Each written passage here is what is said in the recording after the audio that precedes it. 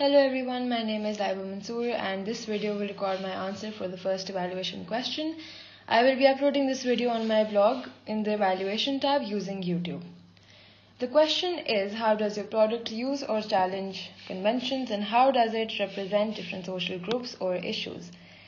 I will be dividing this question into different categories, but before dividing them, I will be explaining what codes and conventions actually are. Codes and conventions can be described as a set of rules that are used in all media texts or products. They are used by the audience to develop a sense of recognition among different products, and they are also used to categorize different texts into different genres.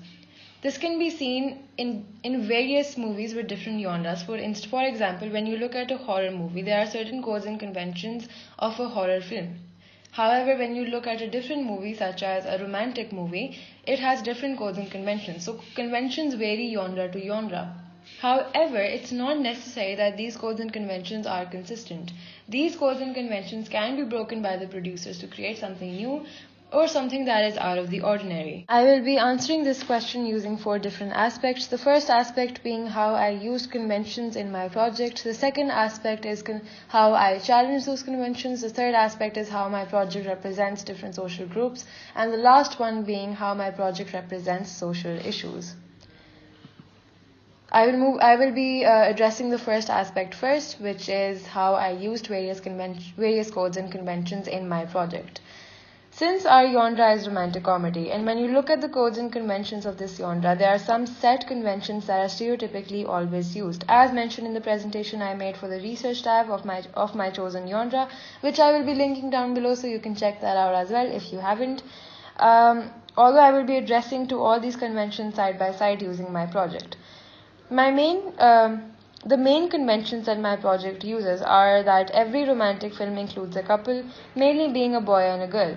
I use this convention in my project where the couple who is destined to be together is matchmade by the angels. As you can see in the images that I have attached, there is a couple who have fallen in love with each other. The second convention is that usually romantic films concentrate on the ideology or are based on the ideology of true love or love at first sight. Our project is mainly built on this ideology that Cupid's hit at the heart of a person and magically that person falls in love at first sight with the person he or she is destined to be with. As you can see in the images that I have attached, this is after they were hit with an arrow. They look at each other and they are attracted to each other and they apparently fall in love with each other at first sight. The third convention is that in a range of romantic movies, I personally have seen this, that a bright lighting such as yellow or orange or pink is used to emphasize on the genre and to create a joyful atmosphere where love is all around. This can be seen in our project where we used a bright lighting on the angels to show purity and a joyous atmosphere. Also, when you look at the couple, there is also a bright lighting. It wasn't necessarily yellow or orange, but there is a bright lighting so it doesn't give a dull effect. Also, when you're looking at such films, we see that another convention that is most commonly found is the general sounds used that are very pleasant and calm, which is the fourth convention. We use the sound of birds chirping at the start where the first character is introduced, and also at the opening credits we use a pleasant soothing opera with an image of cupids behind. This all adds to the genre of our film opening. The fifth convention, also the last convention in my project, is based on gender identities. We have seen this ideology through and through so many films where the girl is usually introduced wearing girlish colored clothes with pink, red or purple or even yellow, and boys are usually introduced wearing blue, green or black. We represent color with gender in order to create gender identities. Boys are usually wearing blue, and in our project the target or the boy was wearing a blue checkered shirt, as you can see in the image which is attached towards the right side of the screen, and the girl was wearing a hot pink shirt whose image is attached towards the left side of the screen. This can be seen in other films as well, such as I attached 2 images down below. There is an image of 3 girls who are wearing pink. This is from the movie Mean Girls, who apparently have this ideology that they have to wear pink, and just in general throughout the movie they have not wore a blue color or a yellow color or even a green color. They usually wear pink, red or purple. And there is another image that I attached below the image of the boy, is actually Damon from the movie, from the series Vampire Diaries. He throughout the series have never worn a bright color. He has always been wearing a dull color such as black, like he's wearing right now, or a blue color. This, however, is just stereotypically the way how we usually perceive and represent genders.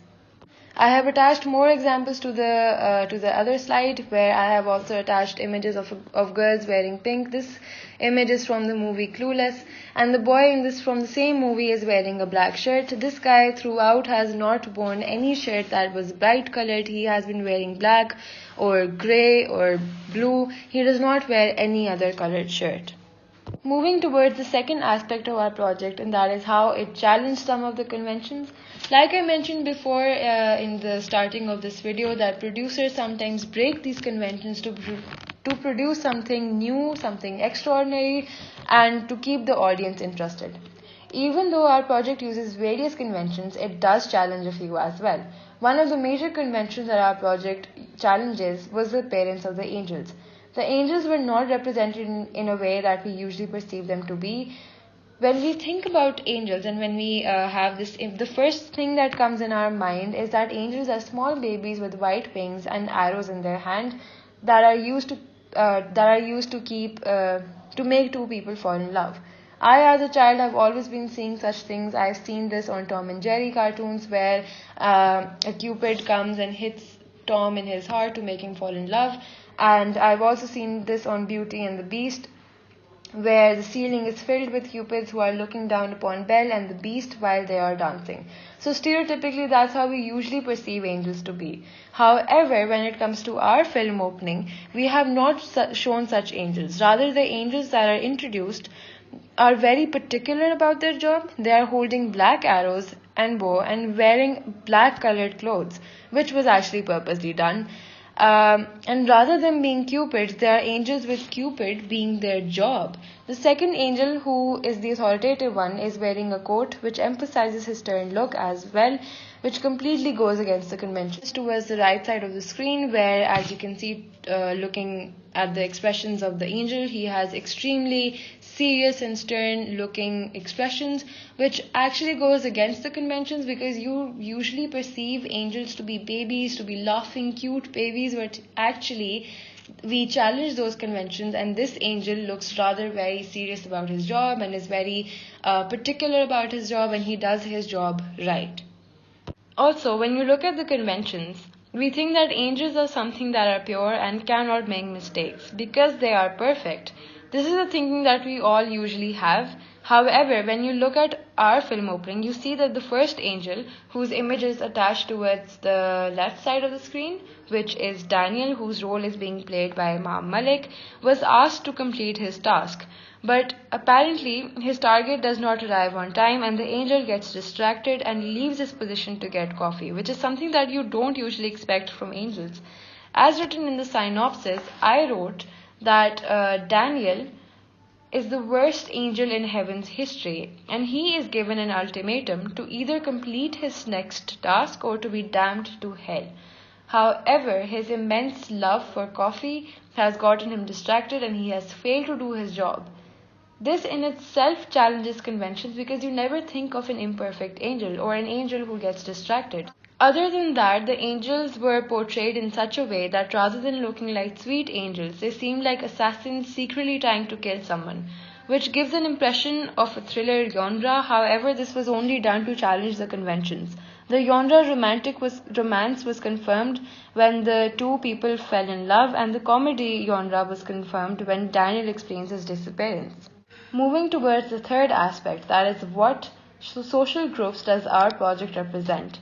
I would say it represents a teenage audience up till the 20s, even because this audience is able to relate to such ideologies much more as compared to children or people in their late 30s, because children cannot relate to love since they do not entirely understand the concept, and let's be honest, they are children, so I don't think they will be allowed to understand such concepts as of yet. And people who are in their 30s have much greater issues to deal with as compared to teenagers. Another reason why our project represents teenagers is because they are not only able to understand the stereotypical codes and conventions, but are much more open to new conventions as well, since teenage audience is what sets rules for the upcoming generations.